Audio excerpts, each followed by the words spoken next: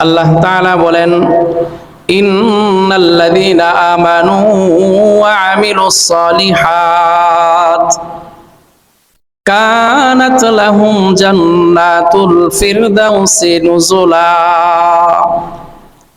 নিশ্চয় যারা ঈমান আনয়ন করবে, ঈমান আনয়ন করার পরে যারা নেক আমল করবে, আল্লাহ রাব্বুল আলামিন বলেন এদের জন্যই আমি প্রস্তুত করে রেখেছি জান্নাতুল ফিরদাউস। সুবহানাল্লাহ।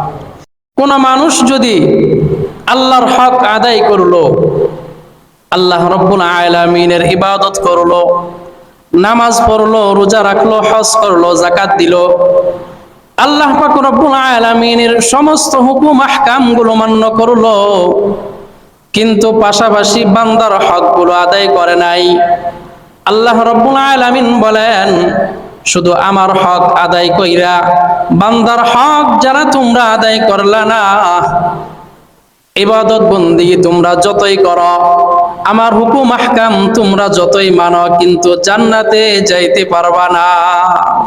আবার অনেক মানুষ এমন আছে যারা নামাজ পড়ে না, রোজা রাখে না, হজ করে না, যাকাত দেয় না, ইবাদত বন্দেগী করে না, কিন্তু সমাজের ভিতরে খুব ভালো মানুষ, কাউকে কষ্ট দেয় না, কারো সম্পদ আত্মসাৎ করে না, ভাইয়ের সাথে ভাইয়ের ভালো সম্পর্ক রয়েছে, পিতা মাতার খেদমত করে, ভাই বোনের সম্পর্ক রয়েছে, অন্যায়ভাবে কাউকে আঘাত করে না।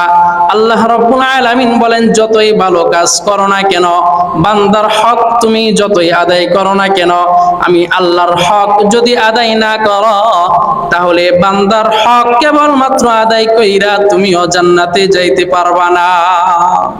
এই জন্যে জান্নাতে যদি যেতে হয়, আল্লাহ পাক রব্বুল আলামিনের হক আদায় করতে হবে, পাশাপাশি বান্দার হক আছে, বান্দার হকগুলো সঠিকভাবে পালন করতে হবে।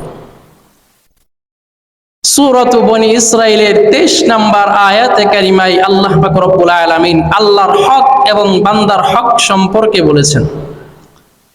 আল্লাহ রাব্বুল আলামিন বলেন, ওয়া কাদা রাব্বুকা আল্লা তা'বুদু ইল্লা ইয়্যাহু ওয়া বিল ওয়ালিদাইনি ইহসানা।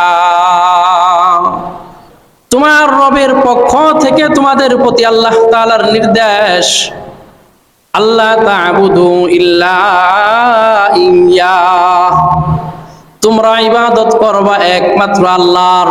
ইবাদত হবে কার? ইবাদত হবে একমাত্র আল্লাহর। আল্লাহর ইবাদত কেমন ভাবে করব? আল্লাহ রাব্বুল আলামিন সূরাতুন নিসার 36 নম্বর আয়াতের ভিতরে বলেন, ওয়া'বুদুল্লাহা ওয়া লা তুশরিকু বিহি শাইআ।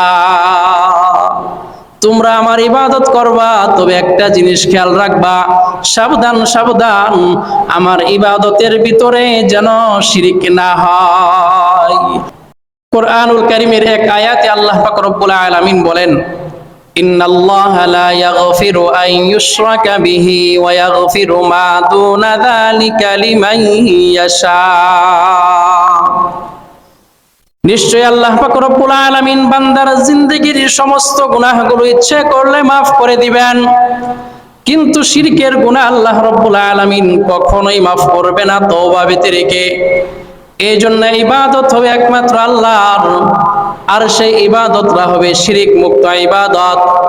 এটাই সূরাতুন নিসার 36 নম্বর আয়াতে আল্লাহ তাআলা বলেন, ওয়া'বুদুল্লাহা ওয়া লা তুশরিকু বিহি শাইআ।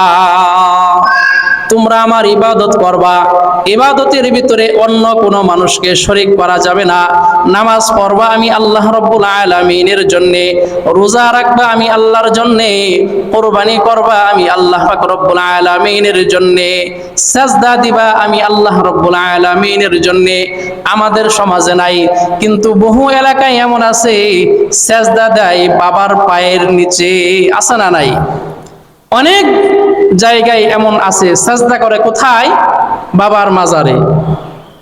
কুরবানি দেয় কার নামে? পীরের নামে, বাবার নামে। আল্লাহ পাক রব্বুল আলামিন বলেন এই সমস্ত কাজ হলো শিরিক। আল্লাহ পাক রব্বুল আলামিনের ইবাদত যেগুলো, এই সমস্ত ইবাদতের সাথে অন্য কাউকে শামিল করার নামই হলো শিরিক।